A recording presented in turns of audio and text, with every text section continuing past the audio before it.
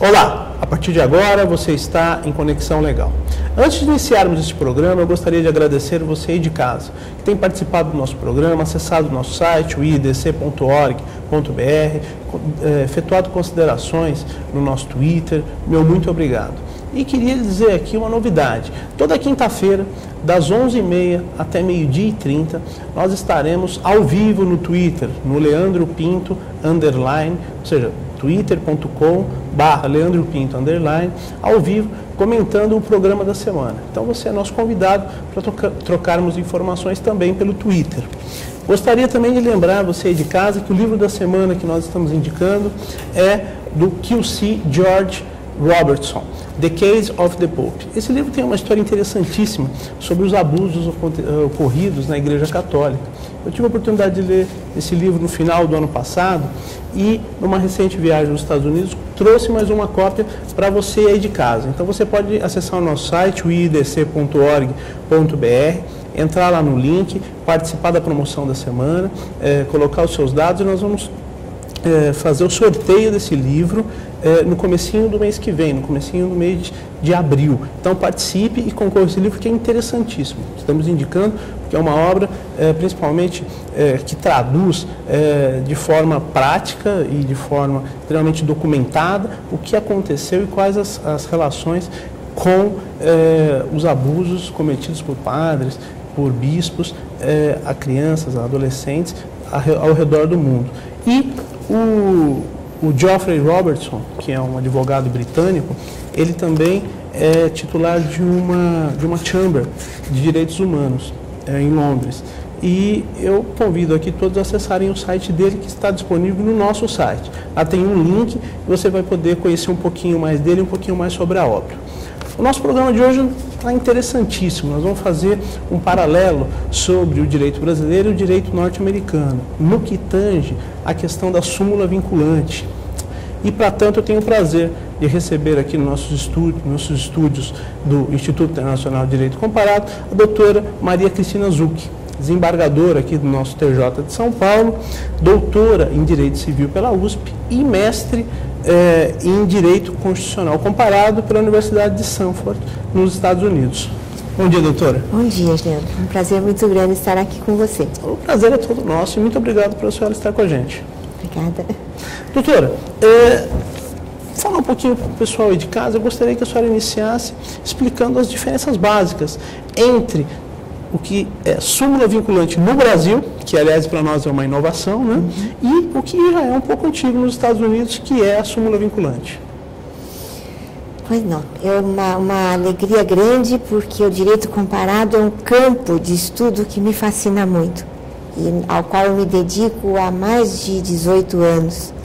Estudo muito, com muito afinco, e tem muita coisa interessante para ser ressaltada em termos de comparação. Quando a gente fala desses dois institutos principais, que é o precedente na cultura norte-americana e a súmula vinculante no Brasil, tem havido inúmeros artigos, inúmeras indicações no sentido de aproximá-los, dizendo que o Brasil adotou o que os Estados Unidos já adotam há muito tempo. Mas não é bem assim como possa parecer. O precedente no direito norte-americano, ele decorre de toda uma cultura tradicional, histórica, que erigiu sempre as decisões do tribunal como paradigmas de direito normativos e que são seguidos nos casos posteriores, depois que há uma decisão. Precedente no direito americano acaba sendo uma decisão num caso concreto, porque lá, na verdade, eles seguem um meio difuso, método difuso de controle de constitucionalidade. Eles, então, estabelecem, através de uma decisão de um determinado caso, uma regra de direito que vai regular todos os casos semelhantes a partir de então.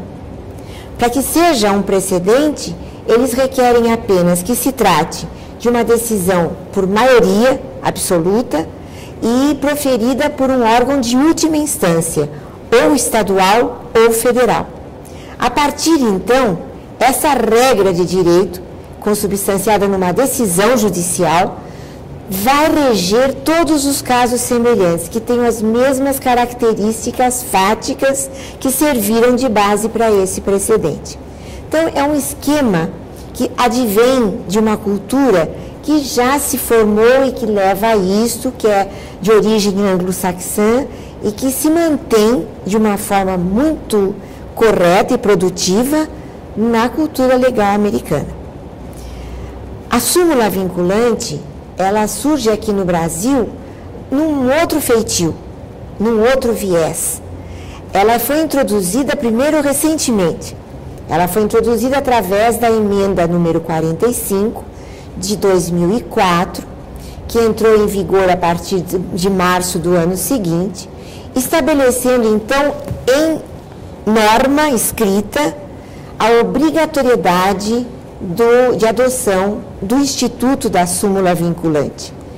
E veio estabelecendo isso não através de uma decisão proferida num caso concreto, mas sim através de um exame, em se tratando de matéria constitucional, feito exclusivamente pelo Supremo Tribunal Federal, portanto, pela nossa Corte Máxima, seja o âmbito que for, estabelecendo desta forma uma orientação abstrata, genérica, para que outros casos que tenham como regra básica esse enunciado possam segui-lo.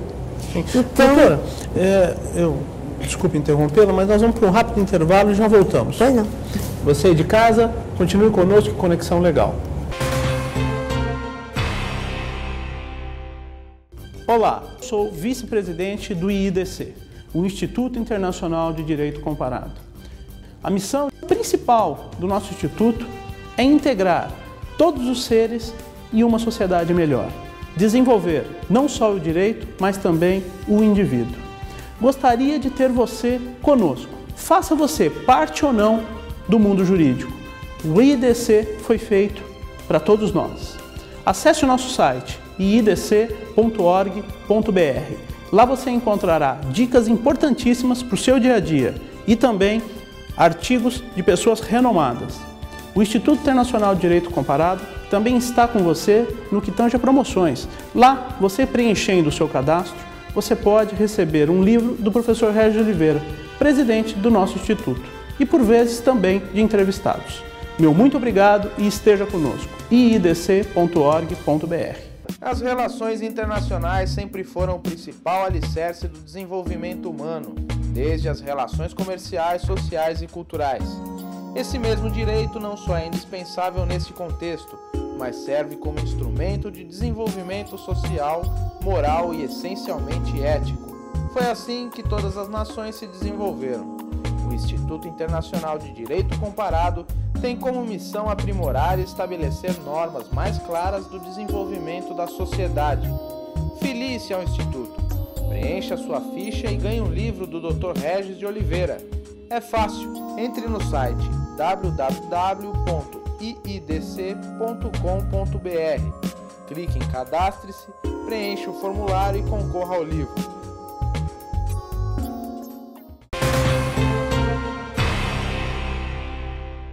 Olá, voltamos em Conexão Legal. E hoje, falando um pouquinho a respeito da relação entre Brasil e Estados Unidos, no que tange lá nos Estados Unidos aos precedentes e aqui no Brasil a súmula vinculante. E, para tanto, eu tenho o prazer de estar recebendo no Conexão Legal a desembargadora do TJ de São Paulo, doutora Maria Cristina Zucchi. Doutora Maria Cristina, por favor, a senhora falava sobre a súmula vinculante no Brasil e a sua história. A senhora pode continuar? Então, isso acaba, eu espero que da forma como eu trouxe um e outro aparecimento, já fique estabelecida então uma diferença primeira, que é a de que o precedente advém de uma tradição histórica. Então, aquilo é aceito pela cultura como um efeito lógico de toda a tradição norte-americana. No caso, o instituto que eu comento, eu estudei no direito americano. Já aqui no Brasil, isso foi trazido através de uma emenda constitucional, portanto, inserido no texto da nossa Constituição e, a partir de então, obrigatório, como norma existente. A súmula vinculante acabou sendo inserida no texto do artigo 103, letra A da Constituição.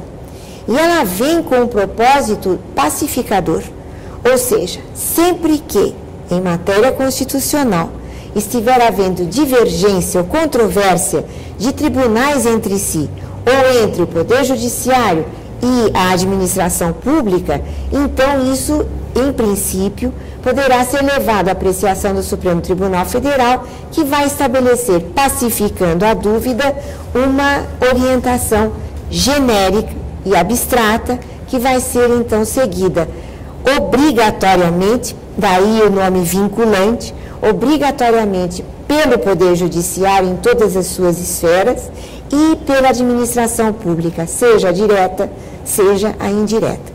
Então, isso surge no Brasil como um resumo de preocupações que há em torno de interpretação constitucional, ou em torno de fixação da constitucionalidade ou inconstitucionalidade de uma lei ou de um ato normativo. E estaria o Supremo Tribunal Federal legislando, doutor?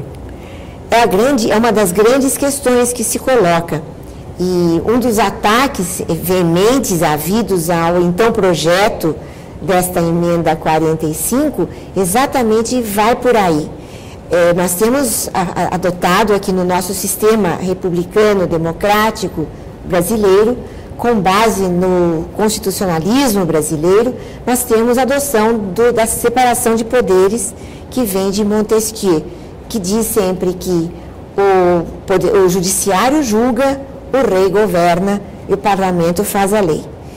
Mantendo essa divisão de poderes, é dado ao judiciário, mas em circunstâncias muito peculiares e muito específicas, sem que se pretenda a invasão do princípio da separação de poderes, que deve ser harmônico e independente, nos termos do artigo 2º da Constituição Federal, nós temos então introduzido um mecanismo que, na verdade, se presta ao controle de constitucionalidade.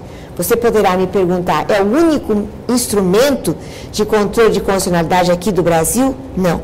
Ele existe ao lado da ação direta de inconstitucionalidade, que nasceu com a Constituição, já no texto da Constituição de 88, também ao lado da ação declaratória de constitucionalidade, que foi introduzida no texto constitucional a partir da emenda número 3, emenda constitucional número 13, em 1993. E também ao lado da arguição de descumprimento de preceito fundamental, que vem elencado também no texto constitucional. Doutora Cristina, a questão dos precedentes nos Estados Unidos, eles são interpretados de forma bem diferente do que nós iniciaremos a interpretação da súmula vinculante no Brasil, principalmente no que tem a questão jurisprudencial, porque os precedentes nos Estados Unidos são entendidos mais jurisprudencialmente, por uma questão até de ausência de norma escrita, ou não uma ausência completa, mas o common law ele é muito diferente do civil law, né? Então os precedentes lá, eles são mais ou menos como a jurisprudência aqui, mas me parece que a súmula vinculante ela é algo maior do que isso, ela passa a ser quase que ela é uma obrigação legal, né? Como a senhora interpreta isso? Eu vou partir dessa sua visão da diferença entre as duas legislações. Realmente são dois institutos bem diferentes. Para você fazer uma ideia, nos Estados Unidos, eles tiveram até hoje, desde a existência da nação americana até os dias de hoje, eles têm apenas uma única Constituição. A Constituição americana contém apenas 7 artigos. É uma Constituição pequenininha que qualquer um carrega no bolso, mínima. E durante os 10 primeiros anos de vigência dela, ela sofreu, isso em 1789, ela sofreu apenas 27 emendas. E desde então, nunca mais ela foi alterada. Então a pergunta que se faz, como é que pode um documento tão antigo ser tão atual e aplicável na solução de casos hoje? E a resposta é exatamente através da atuação do Poder Judiciário pelos precedentes. é através dos precedentes que determinam as regras do direito americano que aquele texto constitucional tão antigo, mais de 250 anos de existência, torna-se atual, torna-se vivo. Ela é mantida viva através dos precedentes. E até a interpretação dos precedentes, ela se altera com o tempo de acordo com a cultura, ou a evolução ou a não evolução da cultura do povo norte-americano. Exato, né? mas a tendência é mudar muito pouco.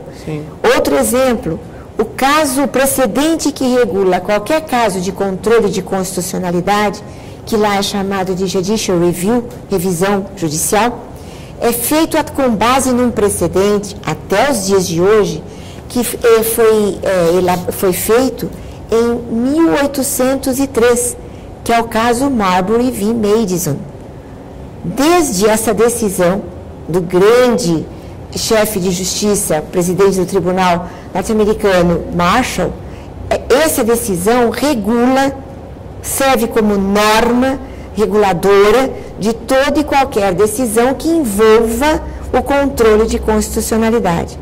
Então, com esse desenho mínimo que estou comentando aqui, eu acho que dá para perceber um pouco como daí deflui muita segurança jurídica.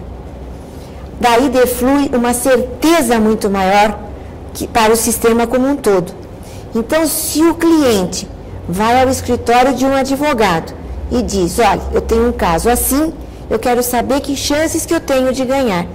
O advogado, com base no precedente que regula aquele tipo de caso, sabe dizer exatamente o que a corte vai decidir se o cliente dele iniciar uma ação.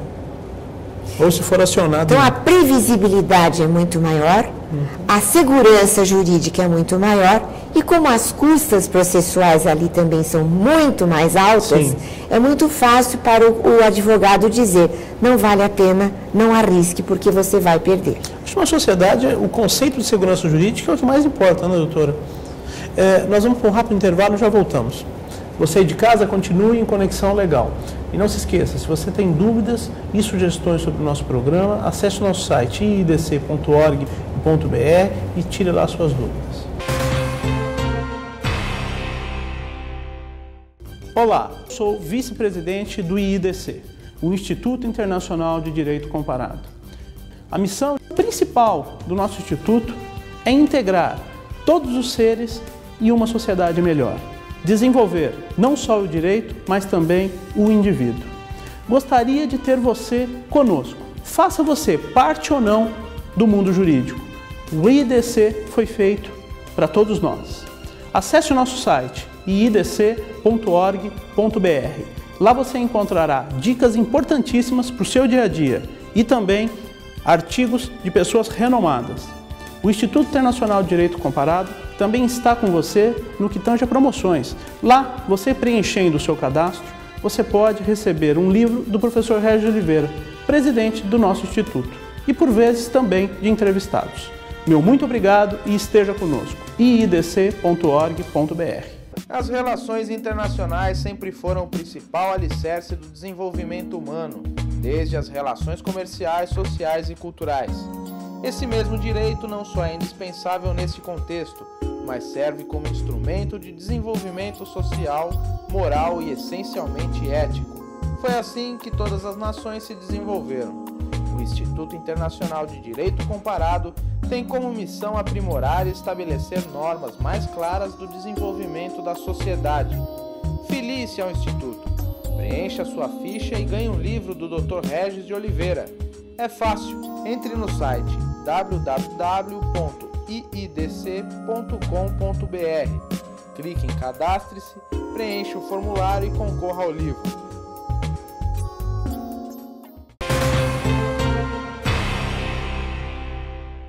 Olá, retornamos em Conexão Legal. Antes de iniciarmos este último bloco, eu gostaria de lembrar você de casa que se você tiver qualquer dúvida ou sugestão a respeito desse ou de outros programas aqui do nosso instituto, acesse lá iidc.org.br. Nós estávamos falando a respeito de controle de constitucionalidade, estamos falando um pouquinho a respeito de segurança jurídica e relação entre Brasil e Estados Unidos no que tange aos precedentes e a súmula vinculante. Doutora Cristina, no Brasil, a questão de segurança jurídica está um pouquinho sofrível, vamos por assim dizer, porque ora nós temos um julgamento, nós tivemos agora o caso recentemente do Supremo Tribunal Federal, que em outubro o ministro Gilmar Mendes julgou que a Receita Federal poderia ter acesso às contas bancárias. Em dezembro, o mesmo ministro Gilmar disse que não poderia num outro caso. E a Corte fica numa situação complicada. A senhora acha que a súmula vinculante, ela vem para tentar amenizar essa gana por uma segurança jurídica que a nossa sociedade tem? Exatamente, Leandro. Dos objetivos que se tem com a introdução do mecanismo da súmula vinculante no nosso direito é trazer uma segurança jurídica, exatamente pacificando não só todo o poder judiciário, hierarquicamente falando, como também o judiciário e a administração direta e indireta, administração pública. Inclusive, há controvérsias para o fato de haver uma ausência à referência ao Poder Legislativo neste artigo 103A. Mas o que se busca, na verdade, é trazer certeza, previsibilidade, segurança, igualdade e respeito. São apontadas as 4 funções principais que seriam trazidas com as, até hoje, 32 súmulas vinculantes que já temos editado. Mas se você olhar o teor dessas súmulas, elas são muito sumárias, elas são um enunciadozinho pequeno. E, na verdade, aproveitar aqui um parênteses também, não deixam de condizer com uma tendência uniformizadora que o nosso direito sempre apresentou e que vem como herança dos assentos trazidos do direito português, onde eram o rei, com a finalidade de controlar o poder judiciário, principalmente através das ordenações manuelinas, à época de Dom Manuel, e depois das ordenações filipinas, à época de Filipe II, acabaram estatuindo que haveria sempre uma interpretação dada para acalmar e orientar também as decisões judiciais. Isso tudo ficou para trás na história brasileira, mas foi uma herança que adquirimos do nosso período colonialista. E sempre houve a sensação de necessidade de termos um apaziguamento, de uma uniformidade buscada. E a inserção da súmula vinculante faz parte inegável, expressamente, dessa busca, ao lado de garantir como reforço ao direito do acesso ao judiciário, estatuído no nosso inciso 35 do artigo 5º da Constituição, vem também garantido, através dessa emenda constitucional que introduziu a súmula vinculante, o efeito vinculante e a garantia a uma razoável durabilidade do processo, como forma de aperfeiçoar a realização do direito ao livre acesso ao judiciário. Sim, e a maior preocupação, inclusive do Poder Judiciário, é a paz social, né, doutora? Sim. Então, essa questão da necessidade de estabelecer regras claras para o convívio em sociedade, eu acho que é o objetivo primeiro aí, não só do Poder Judiciário, mas como todos os poderes estabelecidos, não? Exatamente, e eu acho ainda um pouco cedo, apesar de já transcorridos quase 10 anos dessa inserção desse Instituto novo, eu acho um pouco precoce pretendermos avaliar o resultado dessa inserção. Mas, de todo modo, é um modo forçado. Sim. Dentro da cultura brasileira. Não é uma coisa que já tínhamos, por mais que isso tenha vindo de uma busca pela uniformidade, como falei há pouco, isso também acaba vindo de uma forma forçada. Vem da lei, foi decidido e tem que ser cumprido. Mas isso não é intrínseco do civil law, doutora? Essa imposição legal já não é da nossa essência como povo, né? Aliás, oriundo aí dos nossos antepassados, né? Exatamente, faz parte, você tem razão, tanto que o viés mais marcante e mais controvertido que ela traz é exatamente o fato de perguntarem, trata-se de lei? Como o judiciário fazendo lei? E o próprio Supremo está tendo muita dificuldade em mensurar as palavras, em colocar as palavras nessa súmula, justamente para não adentrar no aspecto do legislador. Eu, pelo menos, tenho acompanhado as sessões e eu vejo a preocupação dos ministros em nunca ultrapassarem ali milímetros no vernáculo para que não aparente que eles estejam legislando. Exatamente. Realmente não se trata disso, não nos mesmos moldes da função do Poder Legislativo. Percebe a preocupação dos ministros. E há trabalhos excelentes escritos mostrando exatamente a distinção entre o trabalho e a função do Poder Legislativo e o trabalho e a função do Poder Judiciário ao elaborar súmulas vinculantes. É muito interessante isto e faz com que a gente veja muito claro que não se pretende adentrar como se o artigo 2º da Constituição Federal estivesse numa luzinha vermelha ligada o tempo todo para lembrar disso. Sim, não está se legislando, está se instrumentando aquilo que se corre rotineiramente no âmbito estritamente constitucional. Sim, estritamente constitucional. Atendo-se a todo o texto da Constituição. Doutora, foi um prazer muito grande receber a senhora no nosso programa. Meu muito obrigado em nome do nosso Instituto, da sua presença aqui nessa aula maravilhosa. Muito obrigada. Eu é que agradeço a oportunidade e espero que tenha trazido aí alguma informação de valor. A senhora tem certeza que a senhora contribuiu muito, tanto para mim quanto também para os nossos telespectadores. Obrigada. Você de casa, meu muito obrigado por ter estado conosco. Não se esqueça, se você tem dúvidas ou sugestões sobre o Conexão Legal, acesse o site do Instituto Internacional de Direito Comparado, iidc.org.br. O livro da semana é este aqui. Se você quiser concorrer a esse livro, ingresse no nosso site e faça o seu cadastro. Até a próxima semana, meu muito obrigado. Você esteve em Conexão Legal.